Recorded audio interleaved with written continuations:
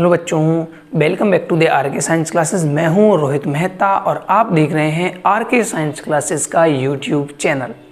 बच्चों, इस वीडियो में हम बात करने जा रहे हैं जो हमारा 12th का बायोलॉजी का जो चैप्टर चल रहा है, चैप्टर नंबर 10, जिसका कि नाम है मानव कल्याण में सूक्ष्म जीव। क्या नाम है बच्चों?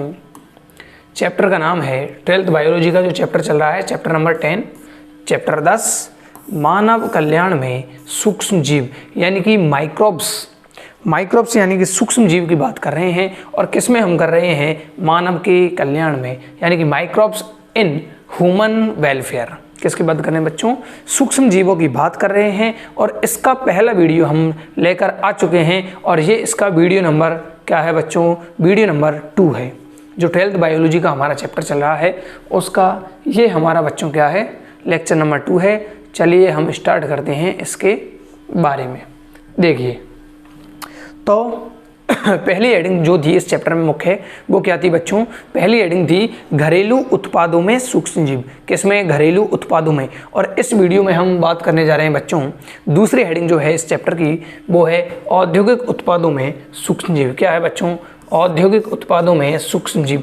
यानी कि इस वीडियो में हम बात करने वाले हैं कि कौन कौन से सूक्ष्म जीव हैं जिनका उपयोग हम किस में करते हैं? उद्योगों में करते हैं। यानी कि उद्योगों में कौन कौन से सूक्ष्म जीवों का यूज किया जाता है, कहाँ पर यूज किया जाता है, किस विधि के द्वारा सूक्ष्म जीवों का यूज किया जाता है। चलिए बच्चों हम बात करते हैं। तो देखिए, सबसे पहले है हमारे पास कि अनेक सूक्ष्म जीवों का उपयोग उद्योगों में किया जाता है।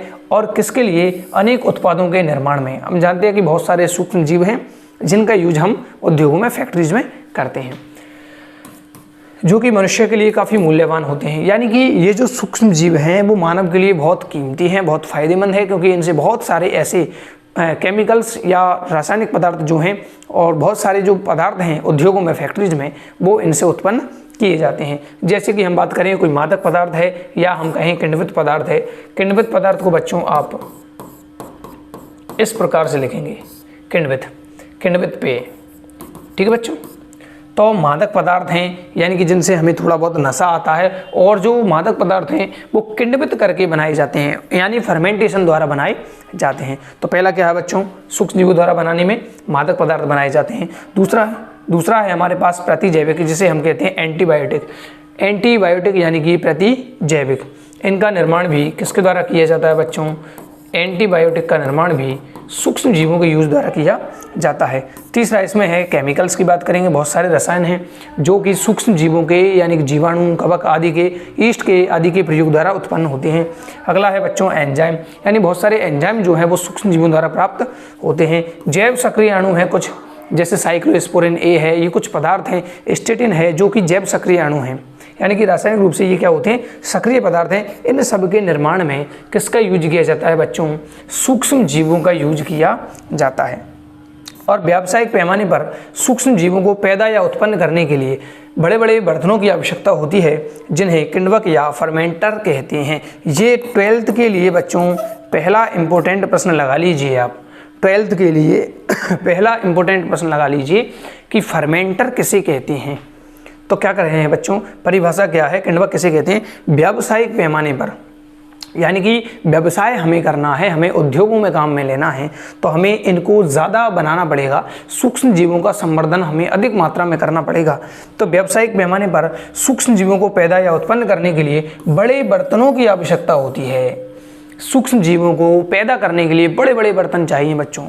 बहुत बड़े बड़े ये बर्तन होते हैं, बहुत बड़े ये क्या होते हैं? बर्तन होते हैं। इन बड़े बड़े बर्तनों को ही हम क्या कहते हैं? किण्वक कहते हैं। यानी कि ये वो पात्र हैं जिनमें किण्वन की क्रिया करवाई जाएगी। फर्मेंटेशन की क्रिया क्या होगी बच्चों? फर्मेंटेशन की जो क्रिया है वो करवाई जाएगी। तो परिभाषा क्या है बच्चों? किण्वक। किसकी परिभाषा? किण्वक की, यानी फर्मेंटर की। यानी कि किण्वन करवाने के लिए जो हमें चाहिए, किण्वन करवाने के लिए जो पात्र या बर्तन हमें चाहिए बड़े बड़े, वो क्या हैं? किण्वक हैं। ठीक है बच्चों, अगले पेज की तरफ हम चलते हैं।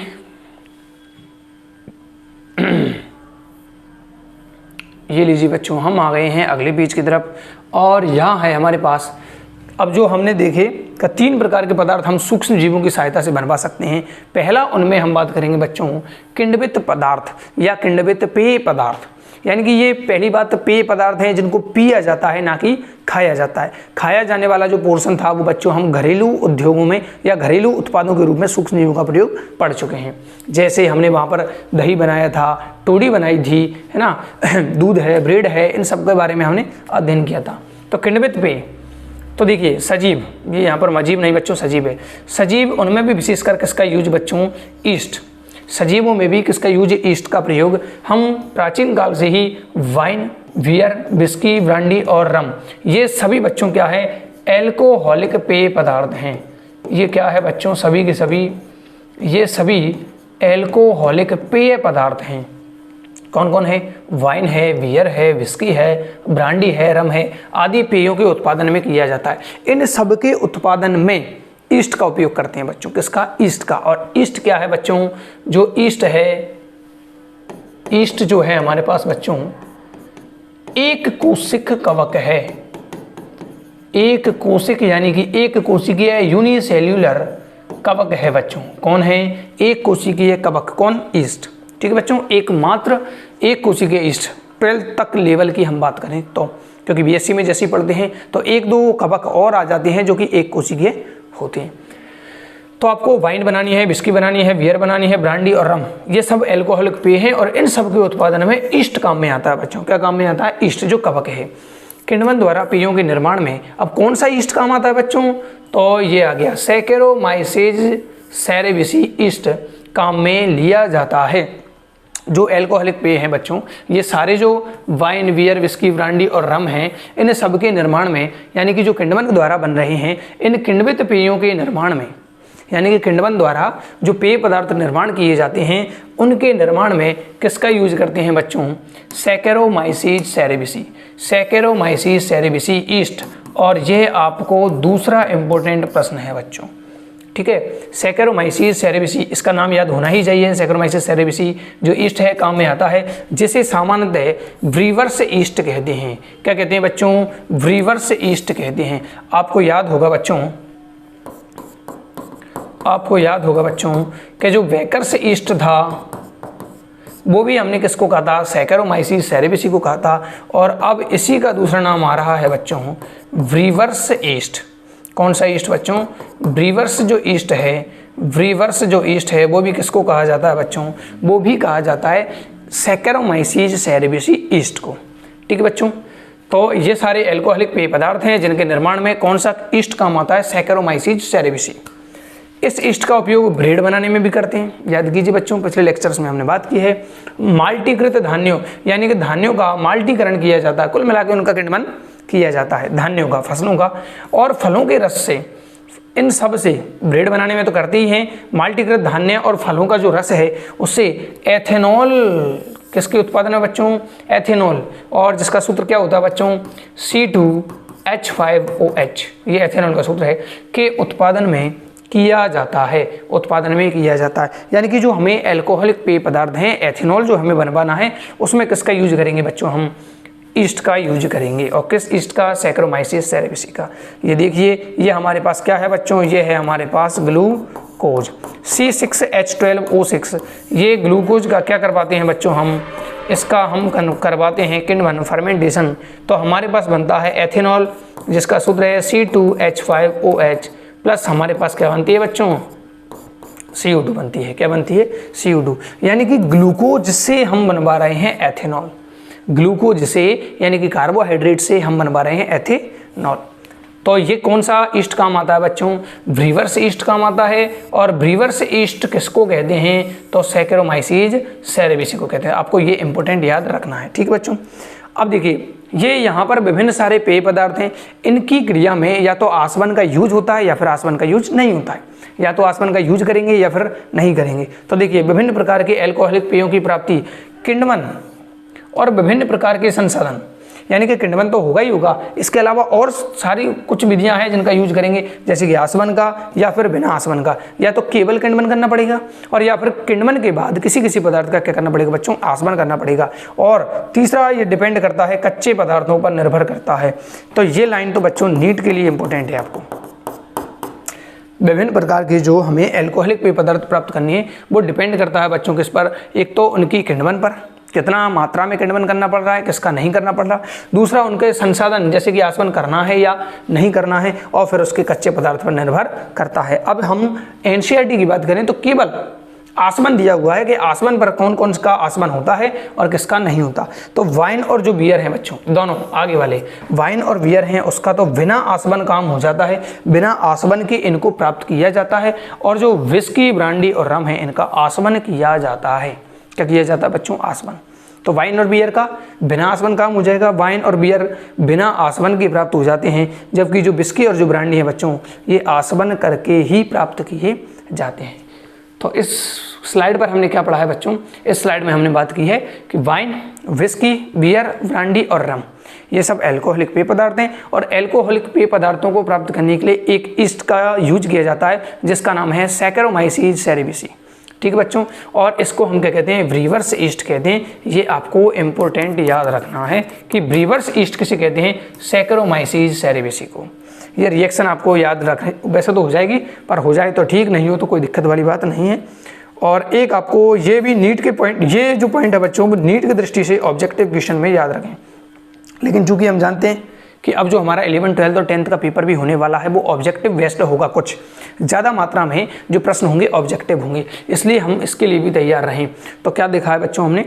वाइन और बियर बिना आसवन के तैयार होते हैं। वाइन और जो बियर हैं वो बिना आसवन के, और विस्की, ब्रांडी और रम वो आसवन द्वारा तैयार होते हैं। आगे बच्चों अगले पेज पर चलते हैं हम। इसके बाद है हमारा जो पहली हेडिंग थी बच्चों, वो यहाँ पर कंप्लीट हो जाती है। पहली हेडिंग जो थी औद्योगिक उत्पादों में, वो क्या थी बच्चों? अल्कोहलिक पेय या किण्वित पेय पदार्थ। ठीक, अब इस स्लाइड पर हम देखने जा रहे हैं पॉइंट नंबर 2, प्रतिजैविक यानी कि एंटीबायोटिक। एंटीबायोटिक गोलियां हम, एंटीबायोटिक जो गोलियां हैं बच्चों, उसको हम दैनिक लाइफ में यूज कर रहे हैं एंटीबायोटिक्स का।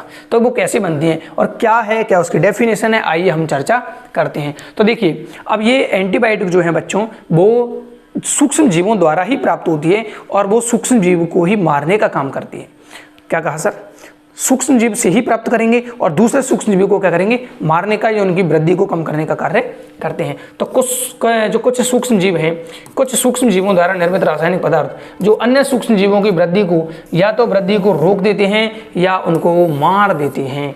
दो काम कर सकता है एंटीबायोटिक, या तो उनकी जो सूक्ष्म जीव हैं उनकी वृद्धि रोक देंगे या फिर सूक्ष्म जीवों को मार देंगे। तो दो काम कर सकता है। तो कुछ सूक्ष्म जीवों द्वारा निर्मित रासायनिक पदार्थ जो अन्य सूक्ष्म जीवों की वृद्धि को रोक देते हैं या फिर उनको मार देते हैं, प्रतिजैविक यानी कि एंटीबायोटिक कहलाते हैं। सूक्ष्म जीवों का जो निर्माण हुआ प्रतिजैवों का, सूक्ष्म जीवों द्वारा जो एंटीबायोटिक्स हैं उनका निर्माण 20वीं शताब्दी की अत्यंत महत्वपूर्ण खोज मानी जाती है, और ये जो मानव समाज के लिए है उसके कल्याण के लिए बहुत ही बड़ी उपलब्धि मानी जाती है। तो ये आपको याद ज़्यादा नहीं लेना है टेंशन में, आपको परिभाषा याद होनी चाहिए कि ये सूक्ष्म जीवों द्वारा बनती है और अन्य सूक्ष्म जीवों को मारने का काम करती है या फिर उनकी वृद्धि को रोक देती है। एंटीबायोटिक जो शब्द है वो दो शब्दों से मिलकर बना है, एंटी प्लस बायो। एंटी का अर्थ होता है खिलाफ और बायो का अर्थ होता है जीवन। इस प्रकार एंटीबायोटिक का अर्थ होता है जीवन के खिलाफ। और ये भी शर्त है कि जो जीवन के खिलाफ है वो केवल किसके लिए होगा बच्चों? रोगजनक जीवों के लिए खिलाफ होता है, जबकि इसकी बात करें तो ये मानव के लिए जीवन के प्रति होता है। मतलब इस एंटीबायोटिक शब्द का अर्थ जीवन के खिलाफ होता है बच्चों, किसके लिए? सूक्ष्म जीवों के लिए। यानी कि सूक्ष्म जीवों के तो जीवन के खिलाफ होगा, उनकी वृद्धि को रोक रहा था, उनको मार रहा था। लेकिन अगर मानव की बात करें तो यही अर्थ क्या होगा? जीवन के प्रति होगा, क्योंकि ये मानव के लिए फायदेमंद है, क्योंकि सूक्ष्म जीवों को मारता है। जैसे हमारे अंदर कोई सूक्ष्म जीव है, रोग पैदा कर रहा है, सूक्ष्म जीव कोई रोग पैदा कर रहा है तो उसको मार देगा तो हम क्या हो जाएंगे बच्चों? स्वस्थ हो जाएंगे। तो ये मानव के लिए क्या हो गया? जीवन के प्रति। तो परिभाषा और इसका अर्थ इस स्लाइड में कुछ नहीं है, इस स्लाइड में केवल उसकी परिभाषा जो आपको याद रखनी है। केवल इस स्लाइड में एक ही काम याद करना है आपको कि सूक्ष्म जीवों द्वारा उत्पन्न ऐसे रासायनिक पदार्थ जो अन्य सूक्ष्म जीवों की वृद्धि को रोक देते हैं या उन्हें मार देते हैं। ठीक है बच्चों, ये क्या है? परिभाषा है किसकी बच्चों? एंटीबायोटिक की। अब यहां पर थोड़ा सा कट गया है बच्चों, ठीक है, यहां पर थोड़ा सा कट गया है। मैं पहले थोड़ा सा यहां पे दिखा देता हूं आपको। ये है हमारे पास बच्चों पेनिसिलिन की खोज। पेनिसिलिन क्या है बच्चों? पेनिसिलिन की खोज। ये थोड़ा सा कट गया है, थोड़ी सी स्लाइड कट चुकी है बच्चों। क्या है पेनिसिलिन? पहला खोजा गया एंटीबायोटिक। पेनिसिलिन क्या है? फर्स्ट एंटीबायोटिक है। एंटीबायोटिक को हम क्या कहते हैं बच्चों? प्रतिजैविक। यानी पहला प्रतिजैविक जो खोजा गया, और ये किसने खोजा बच्चों? अलेक्जेंडर फ्लेमिंग ने। किसने खोजा बच्चों? अलेक्जेंडर फ्लेमिंग ने खोजा है। तो पहला खोजा गया एंटीबायोटिक कौन सा है? पेनिसिलिन।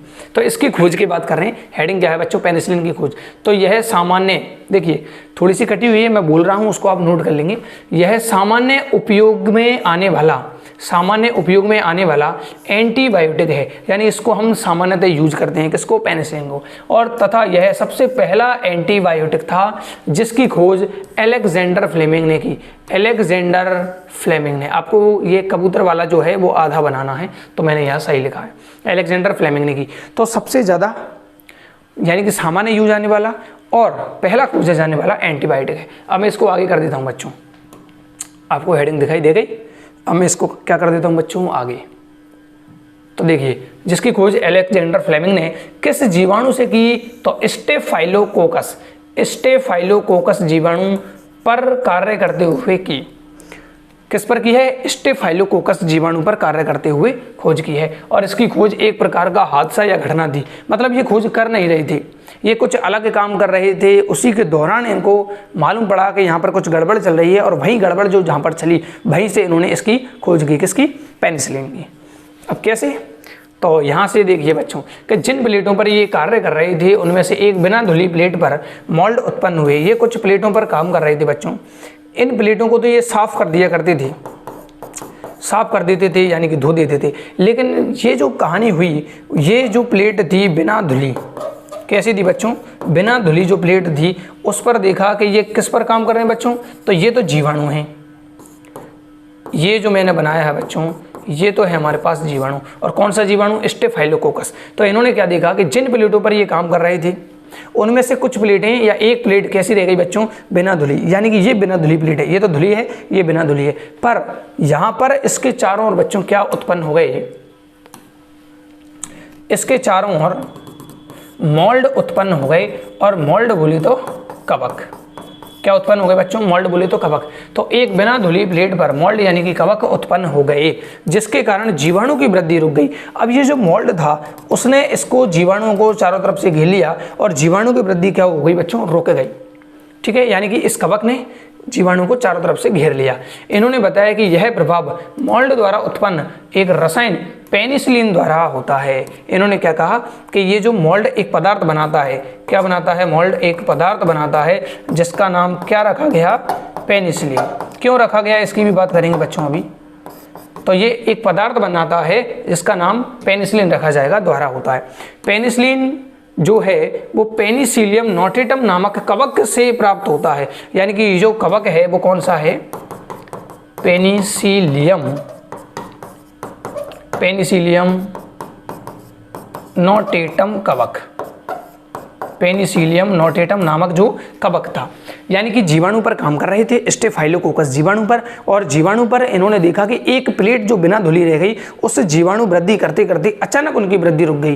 क्यों रुकी? क्योंकि उसके चारों ओर क्या उत्पन्न हो गए बच्चों? मोल्ड यानी कि कवक उत्पन्न हो गए। और कौन सा कवक था बच्चों? वो पेनिसिलियम नोटेटम नामक कवक था। तो इसी के कारण, पेनिसिलियम नाम होने के कारण इसने क्या नाम रख दिया? इसके कारण इसका नाम पेनिसिलिन रखा गया। ठीक है बच्चों, तो ये तो खोज हो गई, किसने की? अलेक्जेंडर फ्लेमिंग ने पेनिसिलिन की खोज कर दी पेनिसिलियम नोटेटम नामक कवक पर। लेकिन पेनिसिलिन की एक शक्तिशाली और प्रभावशाली एंटीबायोटिक के रूप में पुष्टि बाद में हुई। यानी इन्होंने खोज तो कर दी कि हाँ ये है पदार्थ है जिसके कारण जीवाणु की वृद्धि रुक गई, लेकिन एंटीबायोटिक है और शक्तिशाली है, प्रभावशाली है, जीवाणु को मारती है, इसके रूप में इसकी खोज करनी बाद में की किसने? अर्नेस्ट और चेन तथा एक वैज्ञानिक थे हार्वर्ड फ्लोरे। 3 वैज्ञानिक हैं बच्चों। एक तो आया है अर्नेस्ट, चेन और हार्वर्ड फ्लोरे। ये 3 वैज्ञानिक आए हैं। तीनों ने क्या किया? इसकी शक्तिशाली और प्रभावशाली एंटीबायोटिक के रूप में खोज किसने की है? अर्नेस्ट, चेन तथा हार्वर्ड फ्लोरे। और इस कार्य के लिए 1945 में इनको नोबेल पुरस्कार से सम्मानित किया गया। ठीक बच्चों, तो ये हो गई एंटीबायोटिक की खोज। और कौन सी एंटीबायोटिक? पहली एंटीबायोटिक जिसका नाम क्या था? पेनिसिलिन।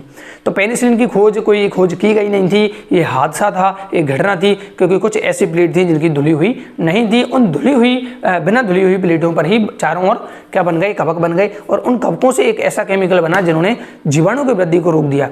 फिर इसकी खोज कर दी किसने? अपने अलेक्जेंडर फ्लेमिंग ने।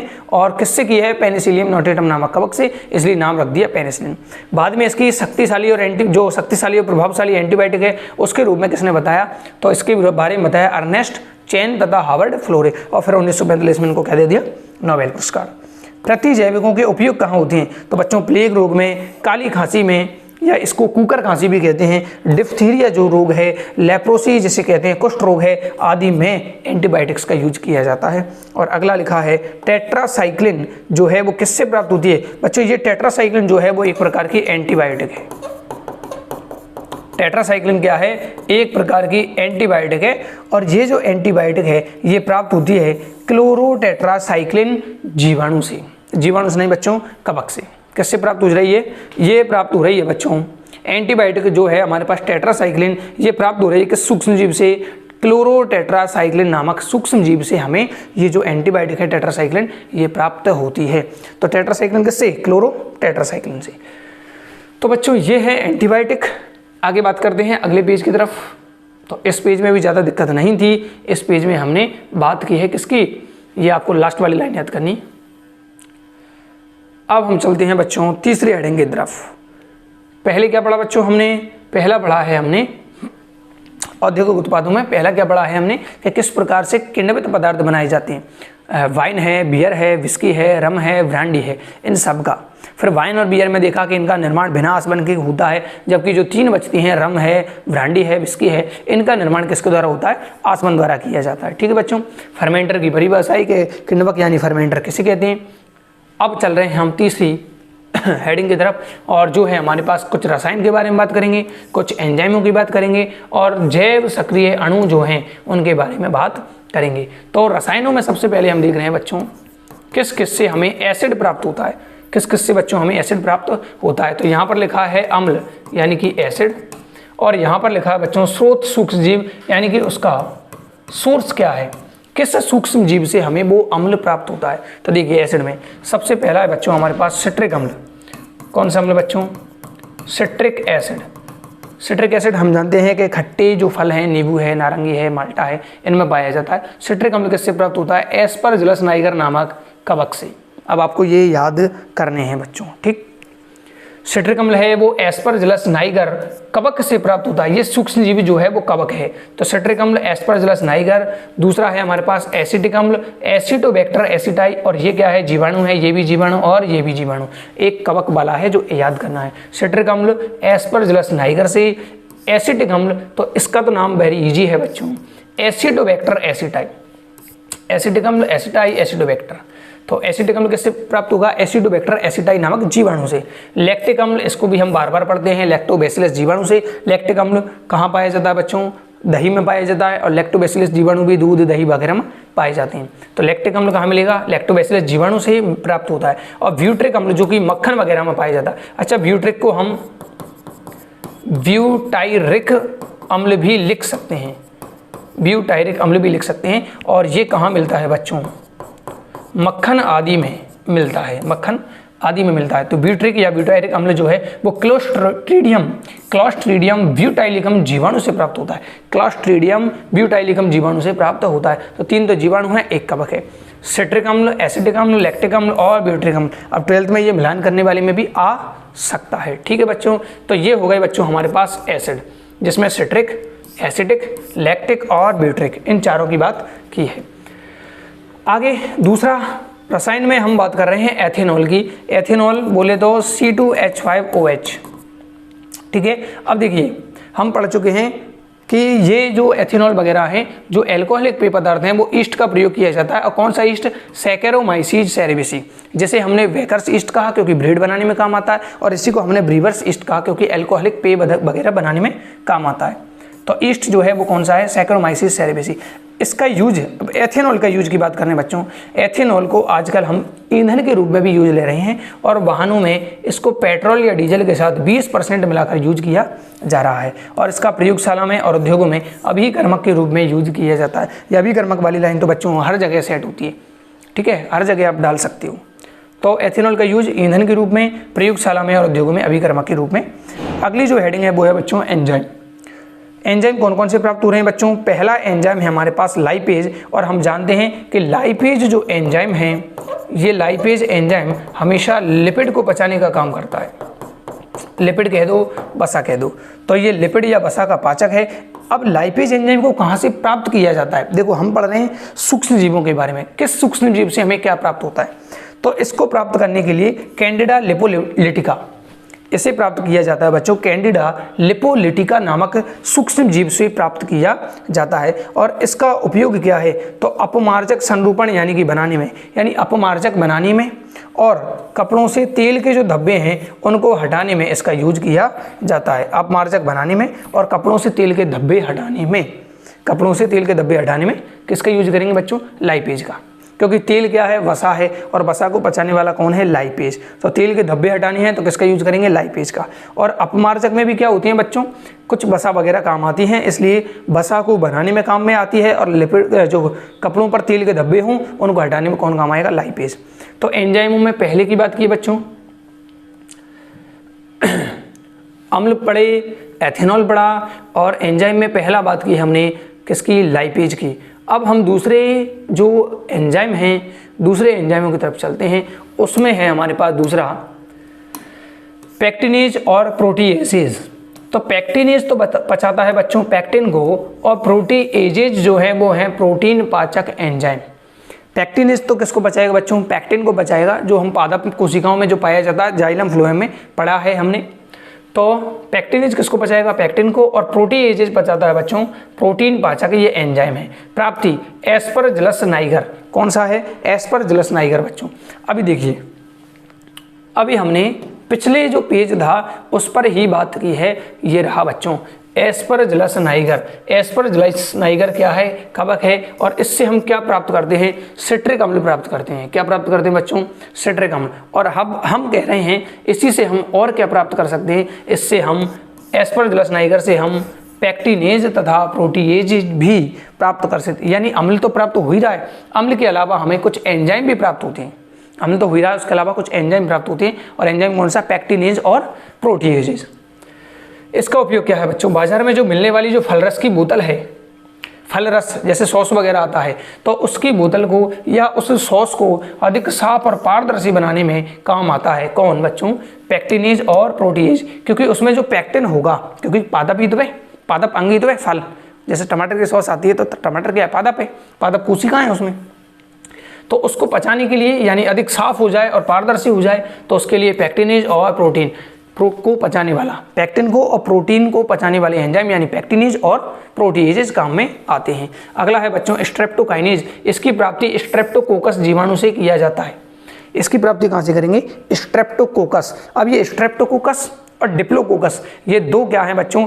रोग पैदा करने वाले कारक भी हैं, जो जीवाणु हैं। जैसे मानव में हम बात करें तो स्ट्रेप्टोकोकस न्यूमोनी जो जीवाणु है, स्ट्रेप्टोकोकस न्यूमोनी जो जीवाणु है वो न्यूमोनिया रोग उत्पन्न करता है। आगे हम चैप्टर नंबर 8 में बात करेंगे बच्चों। तो स्ट्रेप्टोकाइनेज जो है स्ट्रेप्टोकोकस जीवाणु से प्राप्त किया जाता है। अब आपको ये याद रखना है। उपयोग थक्का स्फोटन में स्ट्रेप्टोकाइनेज का यूज क्लॉट बस्टर के रूप में, यानी कि जो हृदय जो आघात आता है, हार्ट अटैक जो आता है बच्चों, उसमें क्या करता है? थक्का को हटाने का काम करेगा, यानी कि खून को पतला करेगा थोड़ा के रूप में। अर्थात यह है हृदयाघात के अग्र लक्षण मायोकार्डियल इन्फेक्शन, यानी हृदय घात जो है, हार्ट अटैक जो है, उसका पहला लक्षण क्या है? मायोकार्डियल इन्फेक्शन, यानी कि जो हृदय पर आवरण पाए जाते हैं, बीच वाला जो आवरण है उसको कहते हैं मायोकार्डियम। उसमें इन्फेक्शन जो है संक्रमण करने का काम करेगा। तो जो हृदयाघात के अग्र लक्षण जो ये लक्षण है से गुजरने वाले रोगियों की रक्त वाहिकाओं से थक्का हटाता है, इसलिए इसको हम क्या कहते हैं? क्लॉट बस्टर कहते हैं। थक्का स्फोटन, यानी कि जो हृदयाघात के रोगी हैं उनकी, जो हृदयाघात के रोगियों की जो धमनी या सिराओं में जो क्लॉट बनता है, थक्का बनता है, उस थक्के को हटाने का काम करता है कौन? स्ट्रेप्टोकाइनेज। तो ये आपको इम्पोर्टेंट याद रखना है बच्चों, ठीक। तो हमने क्या पढ़ी है बच्चों, एक बार देखिएगा। हम पढ़ रहे हैं बच्चों रसायन, एंजाइम और अन्य जैव सक्रिय अणु। उसमें हमने अम्ल पढ़ा, उसमें हमने एथेनॉल पढ़ा, और हम पढ़ रहे हैं एंजाइम। एंजाइम में हमने लाइपेज, पैक्टिनेज और प्रोटीएजेज और स्ट्रेप्टोकाइनेज। तो 3 यहाँ पर हो गए थे बच्चों। कौन कौन? हमारे पास अम्ल है, एथेनॉल है, एंजाइम है। और एंजाइम के बाद अब हम चौथी हेडिंग पर चल रहे हैं बच्चों। किस पर? चौथी हेडिंग पर, जो कि हमारा जैव सक्रिय अणु। क्या है हमारा? जैव सक्रिय अणु। अब जैव सक्रिय अणु 2 है बच्चों। कितने हैं? 2। एक तो है हमारे पास साइक्लोस्पोरिन ए, साइक्लोस्पोरिन ए। अब आपके जो दोनों जो जैव सक्रिय अणु हैं वो आपको याद होने ही चाहिए। एक तो आपको ये याद करना बच्चों स्ट्रेप्टोकाइनेज, और यहाँ से कैसा भी प्रश्न बन सकता है बच्चों, क्योंकि हर एक जगह सूक्ष्म जीव जो है प्रश्न तो आता ही है, तो आपको याद होना ही चाहिए साइक्लोस्पोरिन ए। अब ये क्या है बच्चों? यह एक जैव सक्रिय अणु है, क्योंकि हेडिंग में क्या है? जैव सक्रिय अणु। तो ये जैव सक्रिय अणु है जिसका उपयोग अंग प्रत्यारोपण में प्रतिरक्षा निरोधक इम्यूनोसप्रेसिव या इम्यूनोसप्रेसेंट के रूप में किया जाता है, जिससे प्रत्यारोपित किए गए अंग को शरीर द्वारा ग्रहण करने के अवसर अधिक प्राप्त हो सके। क्या कह रहा है बच्चों? जैसे मान लीजिए मेरी की कोई किडनी खराब हो जाती है, कोई अंग डैमेज हो जाता है, लीवर खराब हो जाता है, किडनी खराब हो जाती है, तो मेरे शरीर में हम प्रत्यारोपण कराते हैं, यानी किसी तीसरे व्यक्ति से या दूसरे व्यक्ति से हम क्या करते हैं? किडनी लेते हैं। तो मैं क्या हो गया बच्चों? ग्राही, और सामने वाला जिसके लिए है वो क्या हो गया? दाता। तो मेरा शरीर क्या है कि हमारा शरीर, मानव शरीर की ये विशेषता है कि मानव शरीर स्वयं और पराये अंगों को जानता है, पहचानता है कि ये मेरा अंग है या ये पराये का अंग है। तो पराये का अंग होने के कारण हमारा शरीर क्या करता है? हमारे शरीर के जो प्रतिरक्षा तंत्र है वो उसको पहचानता है ये पराये का है, तो उसको डैमेज या नष्ट करने की कोशिश करता है, क्योंकि उसको मालूम है कि मेरा अंग नहीं है, ये दूसरे का है। तो इसलिए क्या करते हैं बच्चों? उस व्यक्ति को जिसको हमने कोई अंग चढ़ाया है, लगाया है, ग्राफ्ट कहते हैं, निरोप कहते हैं उस अंग को जिसको लगाते हैं, ग्राफ्ट, निरोप। तो उसको क्या करता है? अंग प्रत्यारोपण किया। अंग प्रत्यारोपण करने के बाद क्या होता है बच्चों? उसको एक गोली दी जाएगी। वही गोली क्या है? प्रतिरक्षा निरोधक यानी इम्यूनोसप्रेसिव के रूप में काम करेगी, और जिससे क्या होगा?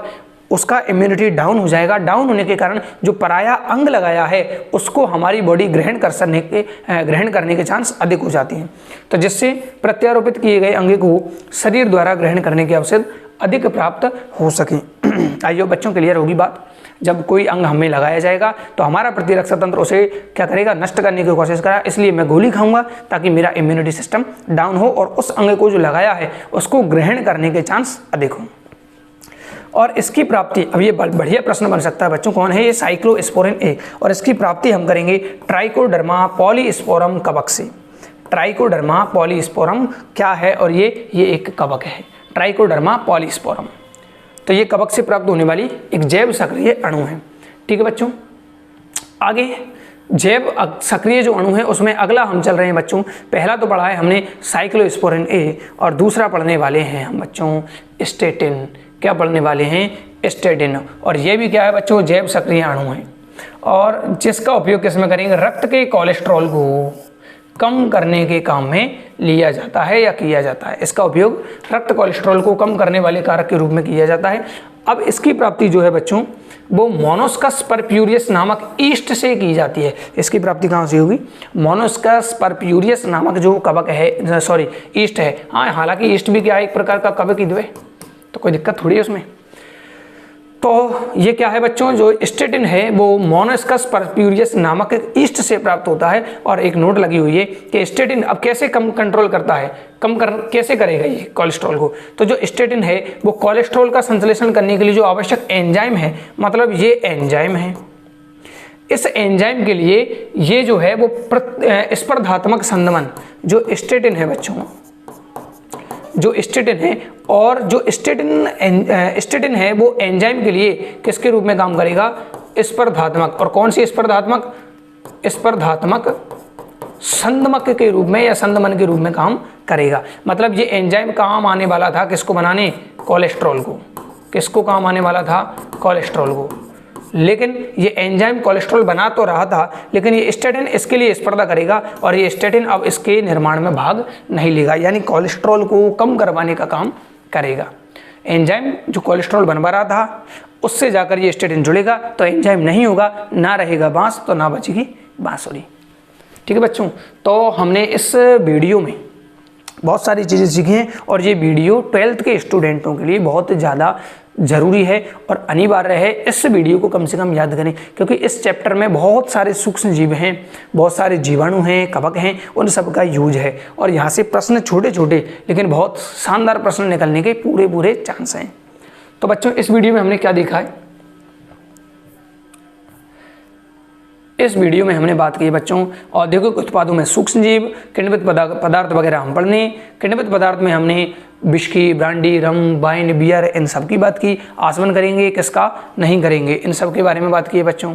फिर हमने एंटीबायोटिक की बात की। एंटीबायोटिक में हमने देखा पहली जो एंटीबायोटिक है पेनिसिलिन है, जिसकी खोज अलेक्जेंडर फ्लेमिंग ने की, लेकिन शक्तिशाली एंटीबायोटिक है, हानिकारक है जीवों के लिए। इसके बारे में किसने बताया, तो अर्नेस्ट फ्लोरे और चैन ने बताया। 1945 में उनको नोबेल मिला। खोज हो गई बच्चों किस पर की, तो स्टेफाइलोकोकस जीवाणु पर काम कर रहे थे, लेकिन जो पेनिसिलियम नोटेटम नामक कवक था उससे क्या बनी, एंटीबायोटिक बनी, कौन सी, पेनिसिलिन। फिर हमने रसायनों में तो अम्ल देखा। अम्ल में हमने सिट्रिक अम्ल, एसिटिक अम्ल, लैक्टिक अम्ल, ब्यूटरिक अम्ल। सिट्रिक अम्ल बनाया एस्परजिलस नाइगर ने, एसिटिक अम्ल बनाया एसिडोबैक्टर एसिटाई जीवाणु ने, लैक्टिक अम्ल बनाया बच्चों किसने, लैक्टोबैसिलस ने, और ब्यूटरिक अम्ल बनाया बच्चों क्लोस्ट्रीडियम ब्यूटाइलिकम जीवाणु से। एथेनॉल किससे प्राप्त करते हैं, वही सैक्रोमाइसिस सेरेबिसी से। प्रयोगशाला में उद्योगों में ये हो जाएगा बच्चों। एंजाइम में हमने लाइपेज, लाइपेज क्या है, वसा को पचाने वाला है, तो ये वसा को पचाने वाला हो गया। प्राप्ति किससे करेंगे, कैंडिडा लिपोलिटिका। लाइपेज से आप इसको याद कर सकते हैं, लिपोलिटिका से अपमार्जक बनाने में, संरूपण में, और इसको रक्त के नहीं जो धब्बे हैं तेल के उनको हटाने में काम आएगा। अगला पैक्टिनेज पैक्टिन को पचाता है, और प्रोटीएजेस प्रोटीन को पचाता है। प्राप्ति जो है वो जिससे सिट्रिक अम्ल लिया था एस्परजिलस नाइगर, उसी से इसकी प्राप्ति की जाती है। और ये क्या करेंगे, बाजार में जो मिलने वाला फल रस है उसे साफ बनाएंगे और पारदर्शी बनाने का काम करेंगे। इसके बाद है बच्चों हमारे पास स्ट्रेप्टोकाइनेस, जिसे हम स्ट्रेप्टोकोकस जीवाणु से प्राप्त करते हैं, और इसका यूज क्लॉट बस्टर के रूप में किया जाता है। यानी कि जो हृदयाघात जो रोग है यानी हार्ट अटैक जो है, उसमें मायोकार्डियल इन्फेक्शन पहला लक्षण आता है, उसमें क्या करता है, थक्का हटाने का काम करता है। जैव सक्रिय अणु में साइक्लोस्पोरिन ए है, जो कि इम्यूनोसप्रेसिव है, यानी कि इसको किसी ग्राही व्यक्ति को जिसने अंग ट्रांसफर किया है उस व्यक्ति को दिया जाता है, ताकि उसका इम्यून सिस्टम डाउन हो और उसके चांस जो अंग लिया है उसको ग्रहण करने के चांस ज़्यादा हों। प्राप्ति कहाँ से करेंगे, ट्राइकोडर्मा पॉलीस्पोरम।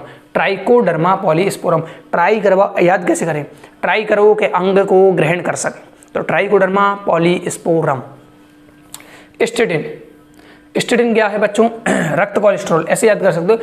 स्टेंट जो है बच्चों, स्टेंट जो है वो हृदयाघात में काम आता है, स्टेंट डालने, और हृदयाघात का कारण एक कोलेस्ट्रॉल होता है। तो रक्त कोलेस्ट्रॉल को काम करने के काम कौन आएगा बच्चों, रक्त कोलेस्ट्रॉल को कम करने के काम कौन आएगा, स्टेटिन आएगा। और इसको प्राप्त करेंगे मोनोस्कास परप्यूरियस ईस्ट से। किससे, मोनोस्कास परप्यूरियस ईस्ट से। ठीक है बच्चों, और स्टेटिन कैसे काम करता है, तो स्टेटिन जो कोलेस्ट्रॉल को संश्लेषण करने वाली जो एंजाइम थी उसके लिए क्या होती है, स्पर्धा करती है और उसका संदमन कर देती है। तो ये बच्चों आज का लेक्चर यहीं पर समाप्त होता है। अगले वीडियो में हम अगला जो टॉपिक है उसके बारे में बात करेंगे। अगर आपको हमारी वीडियो पसंद आ रहे हैं तो अपने दोस्तों के साथ, अपने विद्यार्थियों के साथ इस चैनल को, इस वीडियो को जरूर शेयर करें। तब तक के लिए जय हिंद, जय भारत, जय श्री राम।